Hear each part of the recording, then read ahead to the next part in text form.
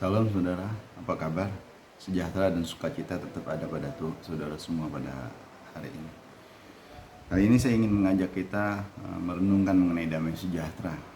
Manusia pada dasarnya tidak suka, saudara, mengalami penderitaan. Mereka lebih suka, kita saudara dan saya lebih suka hidup di dalam kedamaian, kenyamanan.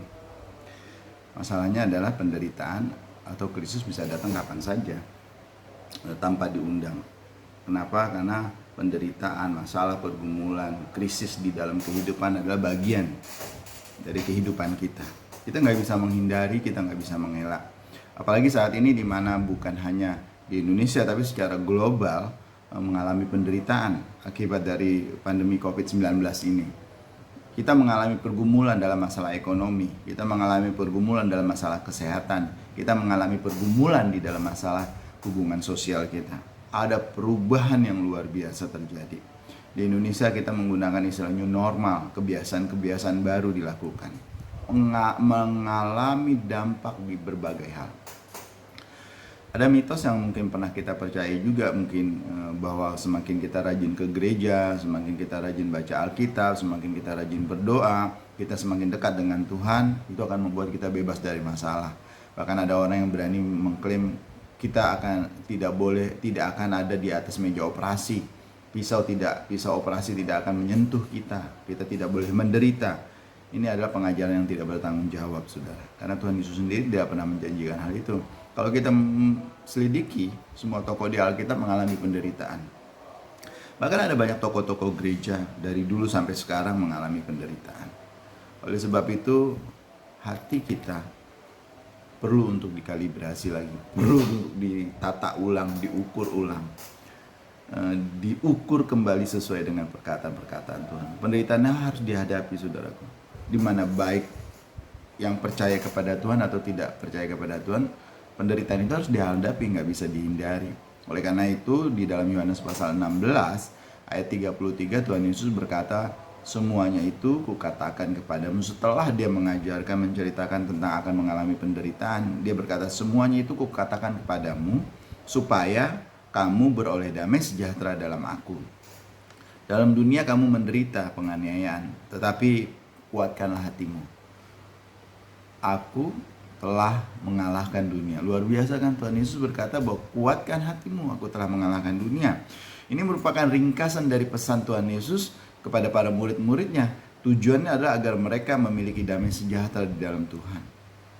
Bapak Ibu, pesan ini diulang-ulang bahwa mereka akan mengalami aniaya. Dan tanggapan kita menjadi penting ketika kita menghadapi penganiayaan itu.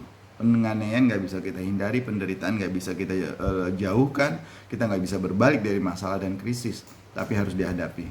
Para murid, saudara dan saya harus mengasihi dan belajar taat kepada perkataan-perkataan Tuhan. Namun demikian, meskipun kita akan mengalami aniaya, ketika kita tetap tinggal di dalam Kristus dan perkataan-perkataan yang menetap di dalam kita, maka damai sejahtera yang dijanjikannya itu akan memerintah hati kita, akan membebat hati kita. Ada dua hal yang disampaikan Tuhan Yesus dalam Yohanes 16 ayat 33 ini, yaitu dalam dunia kita akan mengalami penderitaan, namun Kristus akan di dalam kita akan memberikan damai sejahtera kepada kita, ketenangan kepada kita. Damai sejahtera dan ketenangan.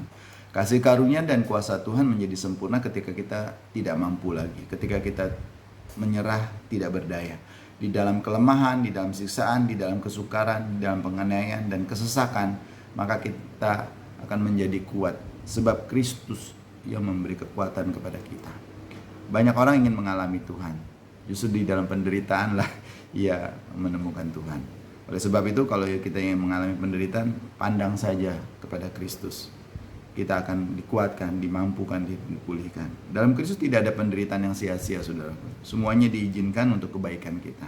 Kasih karunia dan kuasa Tuhan menjadi sempurna ketika kita tidak mampu lagi.